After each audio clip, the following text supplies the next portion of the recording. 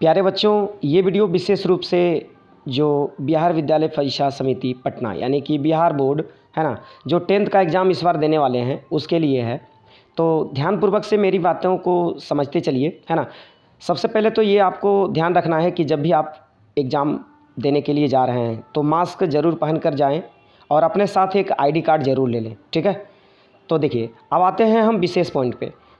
देखिए, इस बार जो एग्ज़ाम होने वाली है ना, आपका दुगुना प्रश्न पूछा जाएगा, ठीक है। जिसमें जैसे कि आपका हिंदी हो गया, संस्कृत हो गया, है ना, मैथ हो गया, इंग्लिश हो गया, ये सभी विषयों में आपको 100 प्रश्न होंगे ऑब्जेक्टिव में, जिसमें से कि आपको मात्र 50% का ही जवाब देना है, यानी कि 50 का जवाब देना है, ठीक है। जो आपको आता है ना, पहले आप उसको 3 राउंड में आप बनाएंगे, ठीक है ना। पहले राउंड में आपको वैसे ऑब्जेक्टिव बनाना है जो कि आपको पढ़ते के साथ ही आपको समझ में आ रहा है, ठीक। क्योंकि एग्ज़ाम देखिए, एग्ज़ाम में जो है सो पहले आपको टाइम का विशेष रूप से ध्यान रखना पड़ता है, ठीक है ना, क्योंकि वहाँ पे टाइम होता है, ठीक। तो पहले राउंड में आप पूरी प्रश्न को जो आपके नज़र से जो इजी लगता है ना, उसको पहले आप बनाएंगे। दूसरे राउंड में आप जो उससे थोड़ा आपको ज़रा टफ बुझाता है ना, तो दूसरे राउंड में वैसे प्रश्नों को बनाएंगे। यदि आपके पहले राउंड में ही 50 प्रश्न का उत्तर है ना आप सही दे चुके हैं, तो आपको दूसरे राउंड में तो आपको जाने की ज़रूरत ही नहीं है ना। यदि आपको 50 प्रश्नों में कुछ प्रश्न और रह जाते हैं तो दूसरे राउंड में वैसे प्रश्नों को बनाएं जिसमें थोड़ी दिमाग लग रही है ना। और तीसरे राउंड में वैसे प्रश्नों को बनाएं, फिर भी अगर आपका 50 प्रश्न पूरा नहीं हो पा रहा है तो वैसे प्रश्नों को तीसरे राउंड में बनाएं जिस पे कि थोड़ा टाइम ज़्यादा लग रहा है, ठीक है।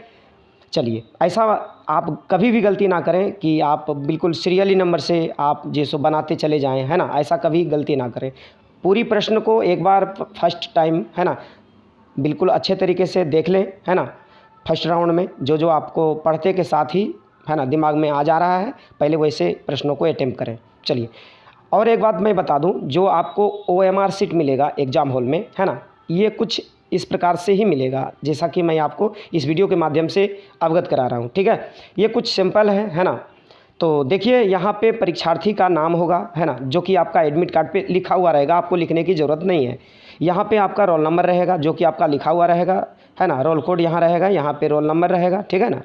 और यहाँ पे विषय का कोड रहेगा जो कि आपका लिखा हुआ भी रहेगा, ठीक है ना। यहाँ संकाय दिया हुआ रहेगा, जैसे साइंस है तो साइंस रहेगा, ठीक है। इसके बाद देखिए, आपका ये आपका पंजीयन क्रमांक यानी रजिस्ट्रेशन नंबर जो रहेगा वो आपका भी वहाँ पे लिखा हुआ रहेगा। आपको कुछ भी चीज़ें भरने की ज़रूरत नहीं है, ठीक है। और यहाँ पे विषय का पूरा नाम रहेगा, है ना। इसके बाद यहाँ तिथि दिया हुआ रहेगा, यानी सारी चीज़ें ये बिल्कुल भरा हुआ रहेगा, आपको भरने की ज़रूरत नहीं है, ठीक है। चलिए, अब मैं लेकर के चलता हूँ कुछ चीज़ें जो आपको भरना है, ठीक है। चलिए आइए, देखिए यहाँ पे ये देखिए आपका 9 नंबर में, है ना, जैसा कि आपको पता है कि जो आपके क्वेश्चन पेपर मिलेंगे वो बिल्कुल 10 सेट होंगे, है ना। Set A, set B, set C, set D, set E, है ना, set F, set G, set H और सेट I और सेट J, यानी 10 प्रकार का आपका प्रश्न पत्र होगा, है ना, अलग अलग सेट, है ना। उसमें बस प्रश्न सबका एक ही होगा, बस थोड़ा सा क्या है ना, प्रश्न का जो जिस नंबर पे आपका 5 नंबर में है तो हो सकता है उसका 10 या 11 नंबर में हो। अगर कोई प्रश्न आपका 1 नंबर में हो तो हो सकता है उसका 6-7 नंबर में हो। बस प्रश्नों का सिर्फ नंबर का उलट पुलट रहेगा, बाकी प्रश्न तो जो सभी का होगा सबका सेम ही होने वाला है, ठीक है। तो जो भी आपको एग्ज़ाम हॉल में है ना सेट मिलेगा, जैसे मान लीजिए आपका A सेट मिला, तो बस यहाँ पे क्या करना है, आपको लिखना है A, ठीक है ना। यहाँ पे आपको A लिखना है और देख पा रहे हैं यहाँ पे, है ना, यहाँ पे गोल जैसी बनी हुई है ना। तो यहाँ पे आपको गोल जैसा क्या करना है, यहाँ पे रंग देना है अच्छे तरीके से, ठीक है। चलिए, मैं तो वीडियो के माध्यम से बता रहा हूँ तो सही से ये गोल नहीं हो पाया, तो आप अच्छे से गोल कर दोगे, ठीक है ना। चलिए, तो यदि मान के चलिए कि आपको सेट नंबर J मिल गया है, ठीक है, तो यहाँ पे आप क्या करोगे, यहाँ J लिख दोगे, ठीक है ना। देखिए यहाँ पे क्या करोगे, यहाँ J लिख दोगे और यहाँ पे देखिए J है इस गोलाकार, है ना, इसमें जैसे आपको बिल्कुल गोल कर देना है, ठीक है। तो जो भी आपको सेट मिले, है ना, इन सभी सेट में जो भी सेट मिले, बस विशेष रूप से आपको यही ध्यान रखना है कि यहाँ पे आपको जो सेट मिले यहाँ उसका नाम लिख देना है। A मिला तो A लिखेंगे, B मिला तो B लिखेंगे, C मिला तो C लिखेंगे, है ना, D मिला तो D लिखेंगे और D मिले तो यहाँ पे आपको गोल कर देना है, ठीक है। इसको आप ध्यान रखेंगे। चलिए अब देखिए आगे है कुछ और चीज़ें, है ना, जैसे कि यहाँ पर लिखा हुआ है कि प्रश्न पत्र क्रमांक लिखें, है ना। ये तो लिखा हुआ नहीं रहेगा क्योंकि जो आपको प्रश्न पत्र दिया जाएगा उसमें देखेंगे आप, उसमें एक नंबर होगा, सीरियल नंबर, है ना, प्रश्न पत्र नंबर, है ना, जिसको कि हम लोग बुकलेट सीरियल नंबर भी कहते हैं, क्वेश्चन बुकलेट नंबर। तो यहाँ पे आपको क्या करना है, उसको भर देना है, ठीक है। जो भी अंक होगा उसको आपको यहाँ फिल कर देना है। आगे देखिए लिखा हुआ कि परीक्षा केंद्र का नाम लिखें, ठीक है। तो जो भी आपका परीक्षा केंद्र का नाम होगा, है ना, आपको हड़बड़ाना नहीं है क्योंकि आपके एडमिट कार्ड पे ही लिखा हुआ होता है। तो जो भी परीक्षा केंद्र का नाम होगा आप सही सही, है ना, यहाँ पे लिख देंगे, ठीक है। चलिए अब देखिए यहाँ पर एक चीज़ और है कि परीक्षार्थी का पूर्ण हस्ताक्षर, है ना, full signature of the examiner, जो कैंडिडेट है ना, यहाँ पे आपका सिग्नेचर होगा, ठीक है। और यहाँ पर आपको नहीं करना है क्योंकि ये वीक्षक जो आपके एग्ज़ाम हॉल में जो होते हैं, है ना, तो उनके सिग्नेचर होंगे यहाँ पे, तो आपको यहाँ पे करने की ज़रूरत नहीं है, मात्र सिर्फ आपको यहाँ पर ही करना है, ठीक है। चलिए अब बात आती है कि हम OMR शीट को कैसे फुलफ़िल करेंगे, ठीक है। चलिए तो देखिए यहाँ पर मैं आपको बता दूँ, ये देखिए, है ना, जैसा कि आपको पता है कि 100 प्रश्न होगा, है ना, और साइंस और सोशल साइंस में 80 प्रश्न होंगे, जिसमें से मात्र हमको 40 प्रश्नों का ही जवाब देना है, ठीक है।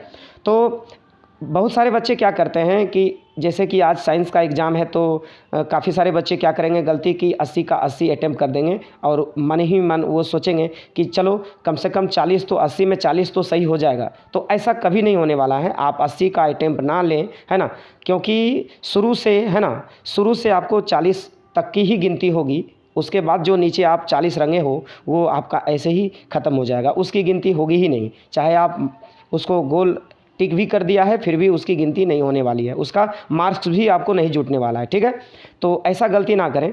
अब आते हैं कि हम OMR शीट को कैसे फुलफ़िल करेंगे, ठीक है। तो जैसे मान लीजिए पहला प्रश्न आपके सामने जो प्रश्न पत्र पर दिया गया है उसका यदि आप आंसर जान रहे हो, है ना, जैसे उसका आंसर C होगा, तो आप यहाँ पर क्या करो, C के ऊपर आप गोल गोल अच्छे तरीके से, है ना, अच्छे ढंग से उसको पूरा, है ना, जो गोल की जो जितनी सीमा है वो बिल्कुल अच्छे तरीके से आप गोल कर दो, ठीक है। नीले या काले पेन का उपयोग करेंगे आप, ठीक है ना, और कोई दूसरा पेन का उपयोग आप नहीं करेंगे, ठीक है। चलिए अब देखिए प्रश्न पत्र पे दूसरा प्रश्न जो आपका है वो शायद आपको नहीं आता है, मान लीजिए नहीं आता है, ठीक है, तो उसको आपको छोड़ देना है, उसमें कुछ भी नहीं रखना है, ठीक है। फिर आगे आपको बढ़ जाना। तीसरा नंबर प्रश्न भी आपको समझ में नहीं आता, मान लीजिए चौथे नंबर प्रश्न आता है तो उसका आंसर D होगा, तो D पे आप क्या करें, यहाँ पे टिक लगा दें। फिर पाँचवें आपको आता है उसका A होगा, तो A के ऊपर आप अच्छे तरीके से आप गोल कर दें, ठीक है। अब चलिए छठा, सातवां, आठवां, नौवां, 10वां नहीं आता है ना, डायरेक्ट आपको जैसो अब आता है 13वां नंबर प्रश्न, मान लीजिए, ठीक है, तो 13 का होगा C, तो यहाँ पर आप 13 में जैसो आप क्या करें, गोल गोल टिक कर दें, ठीक है। तो इसी प्रकार से आपको जैसो क्या करना है, फिर आगे बढ़ते हैं हम, है ना। मान लीजिए फिर बीच में और नहीं आता है, 25 नंबर का आता है, 25 का होगा D, तो यहाँ पे 25 कर देना है, ठीक है, तो गोल से कर देना है। फिर आगे बढ़ते हैं, मान लीजिए 28 आता है तो 28 पे आपको गोल कर देना है। फिर मान लीजिए 31 आता है तो 31 पे आपको गोल कर देना है, जो आंसर लगे आपको सही, है ना, उस पर आपको टिक कर देना है, सही गोल गोल, है ना, रंग देना है आपको। आगे बढ़ते हैं, देखिए फिर आपको बीच में और कोई प्रश्न नहीं आता, फिर आगे बढ़ते हैं। 36 नंबर का प्रश्न मुझे आ रहा है तो 36 नंबर पे हम उसको गोल कर देंगे, ठीक है ना। फिर देखिए आगे 45 नंबर का हमको आ रहा है, 45 नंबर गोल कर देंगे, ठीक है। उसी प्रकार से 48 आ रहा है, 48 करेंगे। उसी प्रकार से हमको 50 नंबर आता है तो 50 करेंगे। यानी कि इसी तरह से आपको 51, 52, 53, 54, है ना, इसी तरह से 100 तक आपको, सॉरी साइंस में और सोशल साइंस में तो 80 मिलेगा और बाकी सारे विषयों में आपको 100 प्रश्न होंगे, जिसमें से आपको 50 का जवाब देना है, ठीक है। तो इस तरह से आपको मात्र 40 ही अटैम्प्ट करना है। अब देखिए मैं आपको यहाँ पर बताता हूँ कि अभी तक मैंने कुल कितने प्रश्नों का उत्तर दिया। देखिए यहाँ पे 1 हो गया, यहाँ 2 हो गया, यहाँ 3 हो गया, है ना, 4, 5, 6, 7, 8, 9 और 10 और 11। अभी तक कुल हमने 50 प्रश्नों में से मात्र 11 प्रश्नों का उत्तर दिए हैं, ठीक है। इसी प्रकार से आप आगे जब बढ़ेंगे, है ना, जिसमें कि आपको साइंस और सोशल साइंस में आपका 80 प्रश्न होने वाले हैं ना, तो 80 में आपको मात्र इसी प्रकार से गिनती करके आपको पूरा फुल में, है ना, यानी कि 80 प्रश्नों में से मात्र 40 का ही जवाब देना है, ठीक है। चलिए तो आप, हमको लगता है कि आप अच्छे तरीके से इसको आप समझ चुके हैं, है ना। चलिए अब मैं आपको बताता हूँ कि देखिए इससे पहले जो OMR शीट हुआ करता था वो कुछ इस प्रकार का हुआ करता था। चलिए देखिए, ये देख लीजिए आप, है ना, ये देखिए, है ना, इसमें क्या है कि इसमें जो है आपका यहाँ पे रोल नंबर लिखना पड़ता था, है ना, और यहाँ पर ये रोल कोड लिखना पड़ता था। तो यहाँ पर नंबर जो है, कोड नंबर, वो हम दर्शा देते थे, और जो नंबर है फिर नीचे दिए गए जो आपका संख्या है वहाँ पे, जैसे कि यहाँ पर 1 है तो यहाँ पर 1 में हम क्या करते थे, है ना, यहाँ पे 1 पे हम गोल गोल कर देते थे। उसके बाद मान लीजिए यहाँ पे 9 है दूसरा में, तो यहाँ पर नीचे 9 में रंग देते थे, ठीक है। इसी तरह से इसको फिल किया जाता था, है ना। रोल नंबर जो है सो देखिए यहाँ पर लिखा हुआ है, तो ऊपर में हम रोल नंबर लिख देंगे और बाकी जो नंबर जिस कॉलम में हम नंबर भरते चले जाएंगे उस कॉलम में जो अंक रहेगा वैसा हम यहाँ पे गोल कर देंगे, ठीक है। ये विषय कोड है ना, और यहाँ पर फिर जो आपका रजिस्ट्रेशन नंबर, ठीक है ना। तो कुछ इस प्रकार से बहुत पहले ऐसा ही हुआ करता था OMR शीट, ठीक है ना। परंतु अब क्या है, बहुत कुछ चीज़ें आपका वहाँ पे OMR शीट में भरी हुई होती है, आपको भरने की ज़रूरत नहीं है, ठीक है। अब आते हैं हम कि आखिर जो हम लोग OMR शीट में जो हम लोग प्रश्नों को जो गोल करेंगे उसका सही तरीका क्या होना चाहिए, ठीक है। क्योंकि काफ़ी सारे बच्चे गलती बहुत करते हैं एग्ज़ाम में। चलिए तो देखिए मैं उसको बताने का प्रयास कर रहा हूँ, ये देख लीजिए आप, है ना। जो सही तरीका होना चाहिए, है ना, वो देखिए कुछ इस प्रकार का है ना। सही तरीका यही है जैसा कि आपको यहाँ पर दिख रहा है ना। ये देखिए यहाँ पे बताया गया है, इसी प्रकार से आप रंगेंगे, है ना। कभी भी गलती से ऐसा ये गलत तरीका है, ऐसा कभी भी ना करें, है ना। या तो सही टिक या तो क्रॉस का, है ना, या तो थोड़ा सा रंग दिए या तो फिर आधा रंगे, ऐसा कभी नहीं करना, ये सही तरीका नहीं होता है, ठीक है। सही तरीका जो है ये ऐसा है, 4 प्रश्नों में से मात्र 3 को छोड़ना है, 1 को क्या करना है, गोल से आपको टिक कर देना है, ठीक है। तो मुझे विश्वास है कि आपको ये सारी चीज़ें समझ में आ चुका है ना। अब चलिए मैं आपको लेकर के चलता हूँ, है ना, कि आखिर हमारे पास जो कॉपी होगा जिसमें हम सब्जेक्टिव का जो देने वाले हैं ना, तो सब्जेक्टिव लिखने का जो सही तरीका है वो क्या है। चलिए अब मैं आपको लेकर के चलता हूँ सब्जेक्टिव के ऊपर, ठीक है। चलिए देखिए, मान लीजिए कि ये आपका सब्जेक्टिव कॉपी है, ठीक है। तो अब आप आंसर कैसे लिखोगे, ये भी सबसे बहुत बड़ा महत्व रखता है, ठीक है। तो जो भी आपका प्रश्न होगा, है ना, तो यहाँ जो आपका चौथाई छुटा हुआ है यहाँ पे आप उसका नंबर दे दोगे, ठीक है। जैसे मान लीजिए मैं पहले प्रश्न का आंसर दे रहा हूँ, तो यहाँ आप लिख दोगे पहले प्रश्न का क है, तो यहाँ हम लिख देंगे क, ठीक है। और फिर आंसर दे करके, है ना, और उसके बाद हम आंसर देंगे, ठीक है। तो यहाँ पे आप आंसर दे रहे हो, है ना। ये आंसर आपका जो भी शब्द का वहाँ पर पूछा जाएगा कि इतने शब्दों में उत्तर दें, है ना, उतने शब्दों में आप उत्तर दे दोगे। और देने के बाद आपको क्या करना है, प्रत्येक प्रश्न का उत्तर देने के बाद 3 लाइन आपको जगह छोड़ देना है, ठीक है ना। इससे क्या होगा कि जो जब कॉपी आपकी चेक होती है तो कॉपी चेक करने के बाद उस पर मास्टर को क्या होता है कि नंबर बैठाने में सुविधा होता है, ठीक है।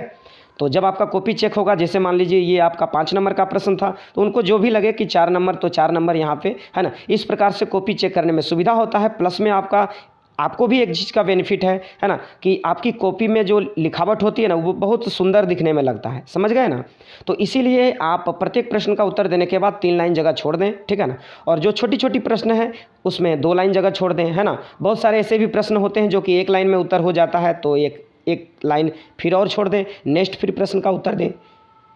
तो इस प्रकार से आपको क्या करना है, अच्छे तरीके से, है ना, ये कॉपी पे सब्जेक्टिव प्रश्नों का भी आंसर आपको करना है, ठीक है। तो और अच्छे से, और यदि आप कुछ चीज़ों को गलत कर रहे हैं तो उस पर मात्र, है ना, क्या करना है, आपको 1 लाइन चला देना है, ठीक है। जो चीज़ें आपका गलत हो गया है ना, तो उस पर मात्र 1 लाइन चला देना है।